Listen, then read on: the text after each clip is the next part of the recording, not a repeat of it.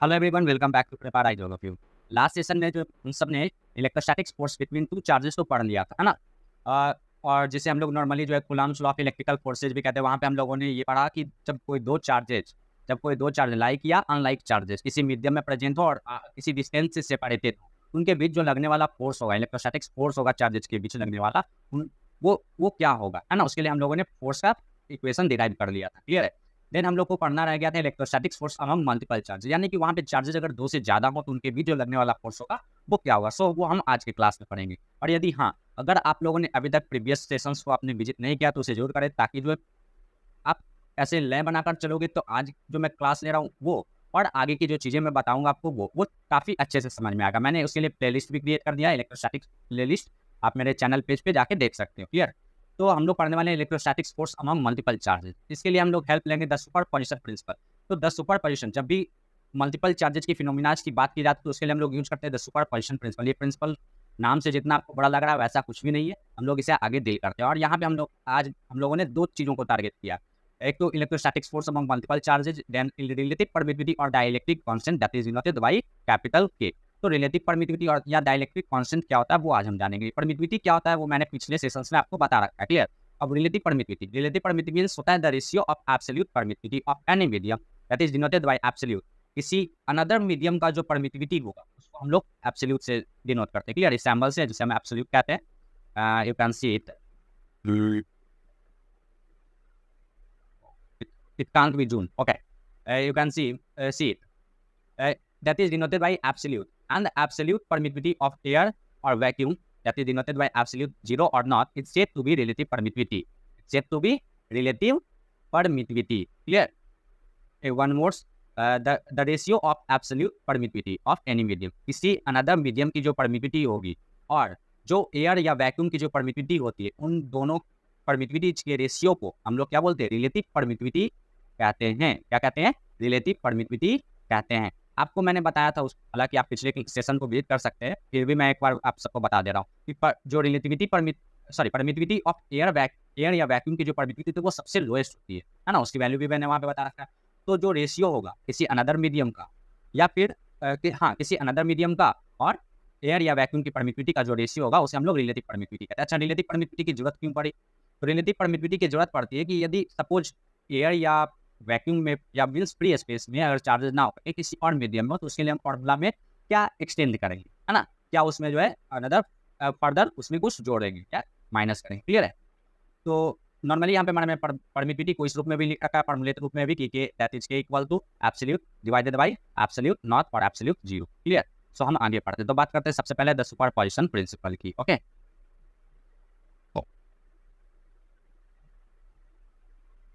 The superposition principle.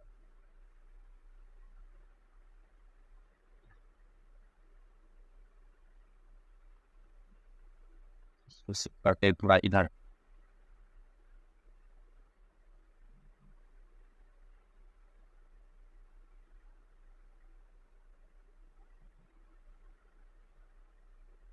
Okay, let start the superposition principle. The superposition principle की किसी medium में, तो पहले हम लोग तो फॉर्मूला डेरिवेशन के लिए जो मीडियम हम हमेशा एयर या वैक्यूम स्पेस, फ्री स्पेस ही लेकर के चलेंगे, जिसे वैक्यूम भी कहते हैं ना। तो सपोज कि वेक्टर के फॉर्म में हम लोग पढ़ते हैं कि किसी किसी एक्स वाई प्लेन में, पहले मैं इसे प्लेन डिनोट कर देता हूँ, x why it is Z. Okay, तो इस तरह का कोई कोऑर्डिनेट सिस्टम दिया, ठीक है, एक्स वाई जेड। तो हम लोग एज्यूम करते हैं कि किसी एक्स वाई प्लेन में मल्टीपल चार्जेज है। क्लियर। यस, कि suppose R one position vector पे यहाँ पे कोई चार्ज होगा। क्लियर। देन सपोज कोई चार्जेज यहाँ पे होगा, कोई चार्ज जो है यहाँ पे होगा, यानी इसको हम लोग ऑरिजिन ओ मानेंगे यहाँ से, और यहाँ पे जो है मतलब डिफरेंट डिफरेंट चार्जेज होंगे। ओके, इसको मैं क्लीन कर,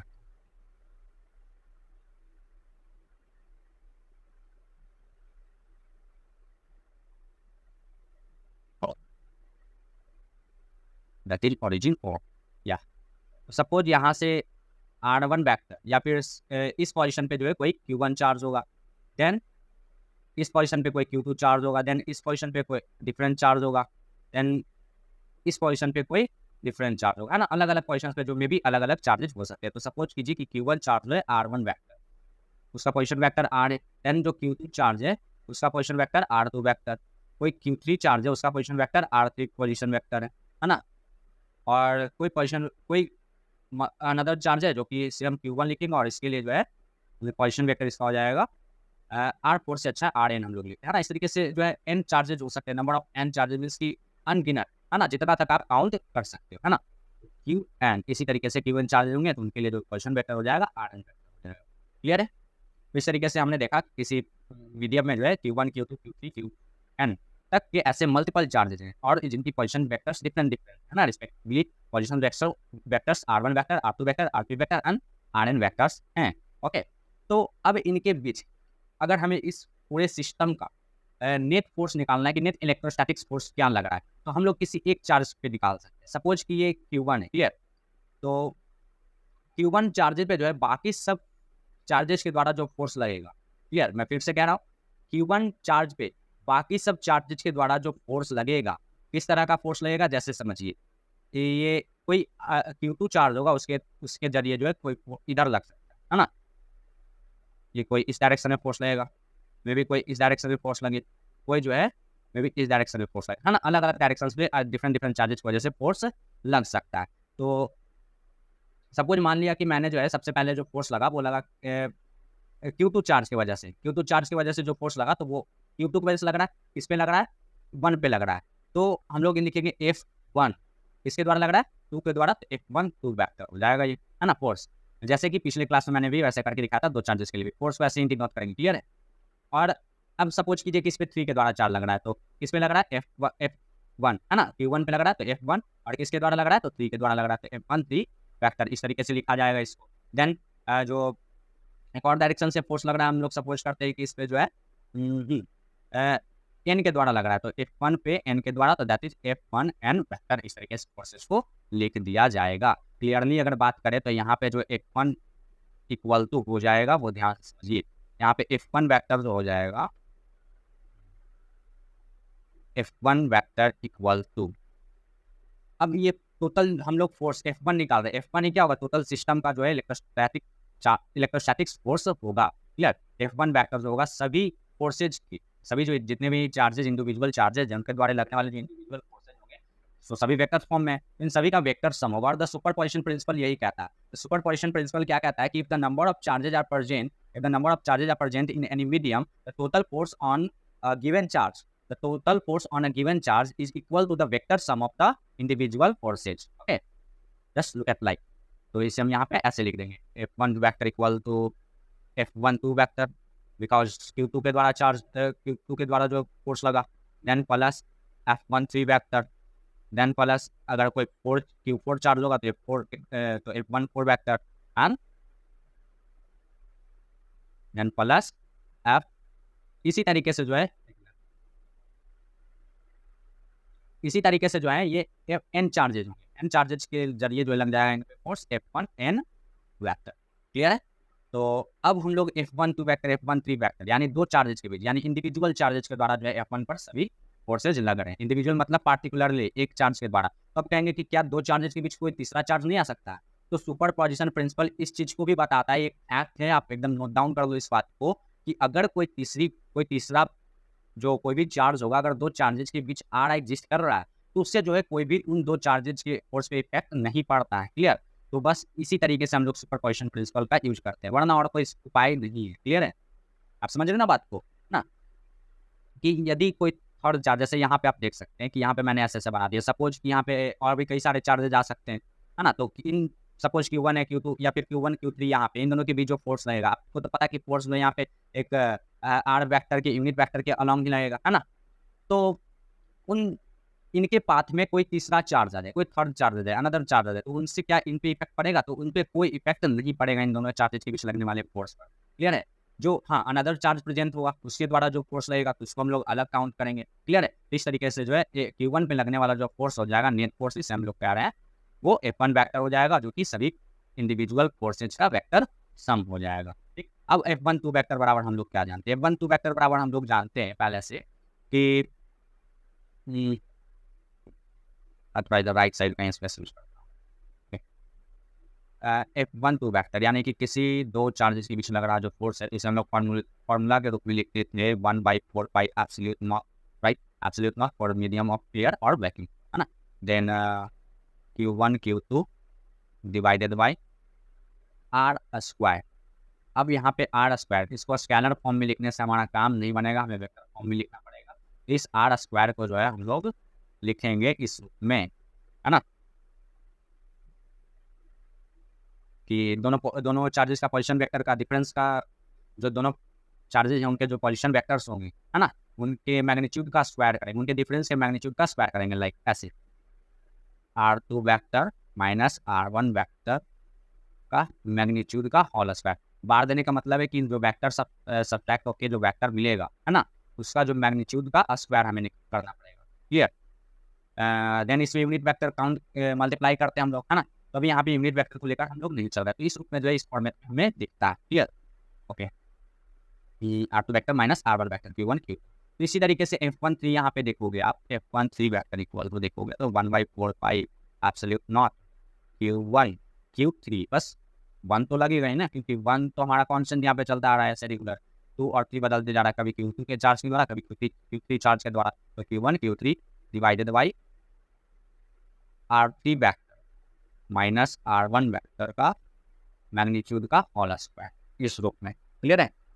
या हम लोग इसे लिख सकते हैं, हाँ, कैप यूनिट वेक्टर्स को लिख देते हैं, तो यहाँ पे R2 1 कैप हो जाएगा, यहाँ पे R3 1 कैप हो जाएगा। ओके, देन इसी तरीके से अगर बात किया जाए तो Fn वेक्टर की, है ना, Fn वेक्टर के लिए आप क्या लिखोगे? F1n वेक्टर की equal 1/4 pi absolute naught Q1 Qm divided by Rn vector minus R1 vector magnitude का whole square into Rn1 cap, इस टाइम यूनिट वेक्टर लिख दिया जाएगा। यानी कि जो हम लोग फार्मूला पहले से, जो इक्वेशन पहले से जानते हैं फोर्स का, किसी दूसरे चार्ज के द्वारा किसी फर्स्ट चार्ज पे जो क्या फोर्स लगता है उसको किस तरीके से हम लोग लिखते हैं, तो इंडिविजुअल फोर्सेज इस तरीके से लिखे जाएंगे, है ना, इंडिविजुअल फोर्सेज जो है इस तरीके से लिखे जाएंगे, तो अब इन्हीं को हम इसमें पुट कर देंगे। ठीक है, तो फाइनली जो है F बराबर क्या निकलेगा वो आप यहाँ पे देखो।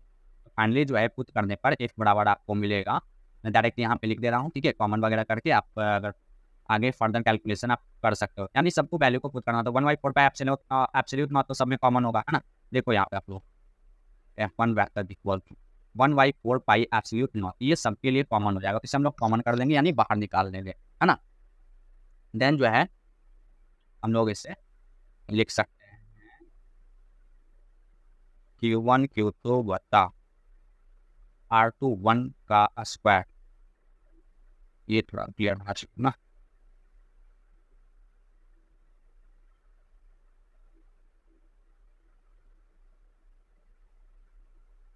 इंटू R1 कैप, मैं इसे स्केलर फॉर्म में ही लिखते जा रहा हूँ, ठीक है, वो वेक्टर के मैग्नीट्यूड के रूप में भी लिख सकते हैं कि यहाँ पे आप R2 vector minus R1 vector के मैग्नीट्यूड का होल स्क्वायर लिखते, तो वैसे थोड़ा स्पेस ज़्यादा बढ़ जाएगा, इसलिए मैं ऐसे ही लिखते जा रहा हूँ। क्लियर है? आई होप आप समझ पा रहे होगे। देन प्लस, है ना, प्लस का साइन देंगे, then Q1 Q3 then R31 का square into R31 cap, then plus इसी तरीके से, तो मैं अभी डॉट डॉट करके डायरेक्ट n का वैल्यू रख देता हूँ, है ना, प्लस Q1 Qn, यानी कि फोर्स को जो हम लोग मेजर करने के लिए सीधा करते हैं क्या है कि हमें तो आप जो ये इलेक्ट्रोस्टैटिक्स फोर्स कांस्टेंट है 1/4 पाई एब्सोल्यूट नॉट, उसको जस्ट रखना है, और दोनों चार्ज, यानी कि जिस चार्ज के द्वारा फोर्स लग रहा है, तो जिस चार्ज पे लग रहा है उस चार्ज को पहले रखना है, जिस चार्ज के द्वारा लग रहा है उसको बाद में रखना है, दोनों को मल्टीप्लाई करना है। ऐसे तो आप किसी को भी पहले लिखो, बस मल्टीप्लाई करो, वैल्यू तो सेम देगा, बट इक्वेशन की अगर बात करें तो हम उसको इस रूप में जो है दिखाते हैं, एक्सप्रेस करते हैं। क्लियर है? इस रूप में दिखाते हैं, तो Q1 Qn इस तरीके से लिख देंगे। देन अब R vectors means position vectors की बात करते हैं, तो जो बाद की जो फोर्स लगेगा, जाहिर सी बात है Q1 से Qn की तरफ तो लग नहीं रहा है, n की तरफ से Q1 की तरफ लग रहा है, इसलिए जो पहले वेक्टर को, जो पोजीशन वेक्टर है उससे पहले हम Rn को लिखेंगे, है ना, जो बाद वाले चार्जेस होंगे उनके लिए उनके वेक्टर्स को लिखते हैं। क्लियर? उनके पोजीशन वेक्टर को लिखते हैं। देन Rn1 स्क्वायर हो जाएगा, और ये Rn1 कैप हो जाएगा, है ना, कि फोर्स तो n की तरफ से लगेगा, जैसे यहाँ पे 3 की तरफ से लगेगा, यानी कि अगर 2 चार्जेस इस तरीके से होंगे कि ये रहा हमारा Q1 यहाँ पे और ये रहा यहाँ पे Q3। अब ये 2 चार्ज है, तो इन दोनों के बीच कुछ डिस्टेंस होगा। सपोज डिस्टेंस जो है r वेक्टर है ना, तो इसके लिए तो r1 वेक्टर, इसका पोजीशन वेक्टर r1 होगा, इसका पोजीशन वेक्टर r3 होगा, तो दोनों का जो वेक्टर्स रिजल्टेंट निकलेगा, है ना, रिजल्टेंट मीन्स जो वेक्टर का दोनों पोजीशन वेक्टर का जो डिफरेंस निकलेगा, जिसे हम नॉर्मली डिस्प्लेसमेंट भी कहते हैं, तो उनके बीच की जो दूरी निकलेगी उसका स्क्वायर हमको करना रहता है। क्लियर है? तो फॉर्मूला में रिप्रेजेंट करने के लिए उसको हम r3, तो r3 r1 लिखते हैं ना, r3 वेक्टर माइनस r1 इस तरीके से लिखते हैं।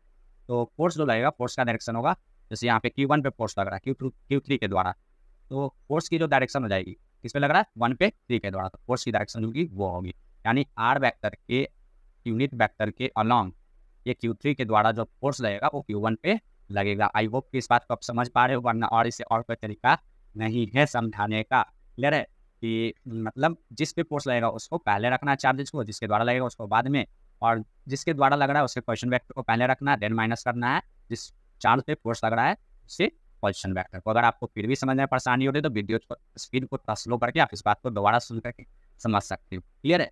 देन अब आगे फर्दर मूव करते हैं। ओके, आई होप कि वीडियो ज़्यादा लंबा ना हो जाए, अगर वो हुआ तो फिर भी परेशानी है, साइज मैटर फिर इशूज करेंगे। तो ऐसा करते हैं हम लोग जो है, क्या बच गया हमारे पास, रिलेटिव परमिटिव। तो सुपरपोजिशन प्रिंसिपल तो समझ ही चुके हम लोग, है ना। और सुपरपोजिशन प्रिंसिपल का यूज, फर्दर यूज मैं आपको बता दूं कि देखिए मल्टीपल चार्जेस के कारण इलेक्ट्रिक चार्जेस के जितने भी फिनोमेना हैं, ठीक है, उन सारे इसी के तहत डील होंगे। कि सपोज यहाँ पे आपने तो अभी पढ़ा ना, तो फोर्स के बारे में पढ़ा, आगे जाके पोटेंशियल पढ़ना होता है, नेक्स्ट वर्क डन पढ़ना होता है कि मल्टीपल चार्जेस होंगे उनके द्वारा जो उनके द्वारा जो वर्क डन होगा, वर्क डन कहने वाला वही पोटेंशियल की बात की जा रही है। ठीक है, पोटेंशियल क्या होता है वो भी हम लोग फर्दर मैं बताऊंगा, अभी तो ज़्यादा मैं डिस्कस नहीं कर सकता। ओके, तो पोटेंशियल या फिर फ्लक्स जो भी फिनोमिना होते हैं, या फिर नेट फ्लक्स, हाँ नेट फ्लक्स की बात करें, नेट फोर्स की बात करें, कुछ भी टोटल अमाउंट ऑफ क्वांटिटी निकालना होता है मल्टीपल चार्जेस के लिए, तो हम सुपरपोजिशन प्रिंसिपल का यूज करते हैं। मैंने क्या कहा फिर से सुनिए कि कोई भी जो है हमें नेट क्वांटिटी फाइंड करनी होती है, उसके लिए हम लोग सुपरपोजिशन प्रिंसिपल का यूज करते हैं। किसके लिए? केवल इलेक्ट्रोस्टैटिक्स के अंदर। क्लियर है? ना कि मोर फर्दर क्वांटिटीज के लिए। ओके, आई होप आप समझ चुके होंगे। सो आज के क्लिप को, आज के सेशन को मैं यहीं एंड करता हूँ। आई होप आप लोग समझे होंगे, और बाकी पहले के वीडियो को भी जरूर आप विजिट करें। एंड लास्टली मैं यही कहूँगा, सब्सक्राइब कीजिए, लाइक कीजिए एंड शेयर कीजिए। Thank you all of you.